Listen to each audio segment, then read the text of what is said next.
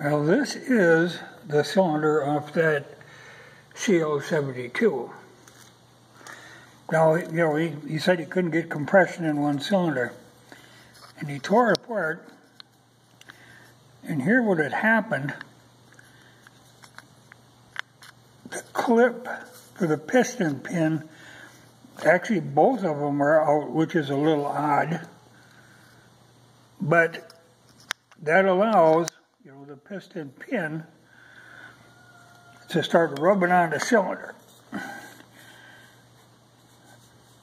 But it didn't cut in too bad. I'm thinking, like 20 over, but we do have the original servo, the shop manual. I got to get my metric caliper to figure out what oversize. You know, I think they've got like 3 oversizes, but it's in, you know, metric calibrations. But just by feel, I'm pretty sure 20 would go. But you can actually see, and it is possible to re-sleeve them too, I mean, if it got to that point. But you can see, like, right there, you can see how you could get no compression. It actually, there are burn marks in it. So it was run quite a while after the disaster was well underway. But right in here, there's gas burn marks. So it was, yeah, it fired for a while. You know, evidently it ran for a while. But the funny part, you know, I've seen them lose one keeper, but I don't know how you lose 2. The most concerning thing to me is there was a point in there where then it broke that boss. You know, the pin moved over far enough, so there wasn't enough support on that boss in the piston, and it broke that chunk of aluminum out. You know, that's in that lower end someplace. So that's got to be got out of there, or it'll cause a problem sometime, get into tranny or something.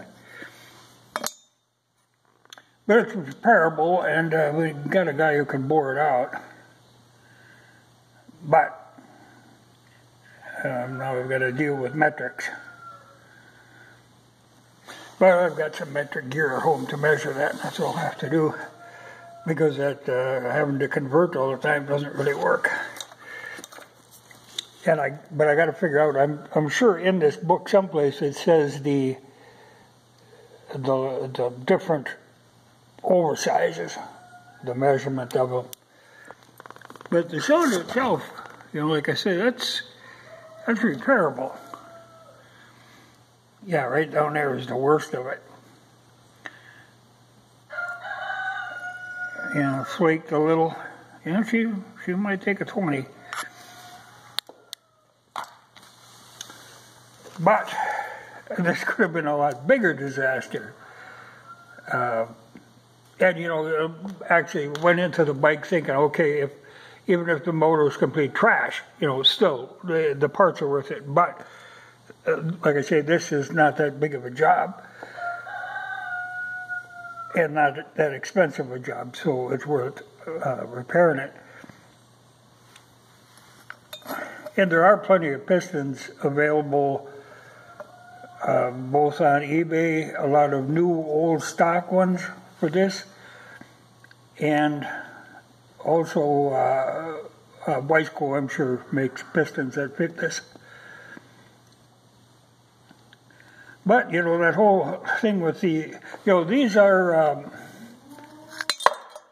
the odd little round wire clips that were in there. And like I say, usually if they're seated, you have to be careful when you first put them in, make sure their groove is clean. Usually when they're seated, they don't come out. But I know if you have the regular snap ring type that you use a pliers to put in, you have to pay attention and put them in. There's a flat side and a rounded side. They absolutely have to have the flat side to the outside to hold them in. If you put the rounded sides, they won't work their way out.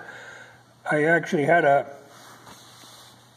brand new Harley that came in that was making noise.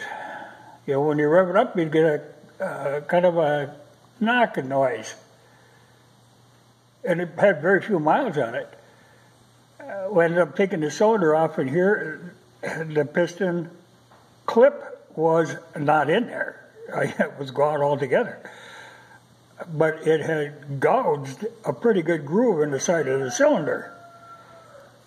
Yeah, which was weird for on a new bike, so that had to be all replaced. But it's something you do have to be aware of.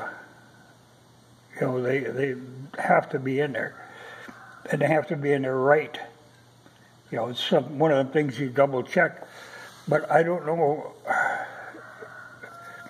that these were ever, well, it's too beat up now to really tell, but it's a little surprising. But, like I say, in this cylinder, you can see the, you know, you probably can't see, a little wire clip in there. They're not much, but they normally don't go wandering around. Wait a second.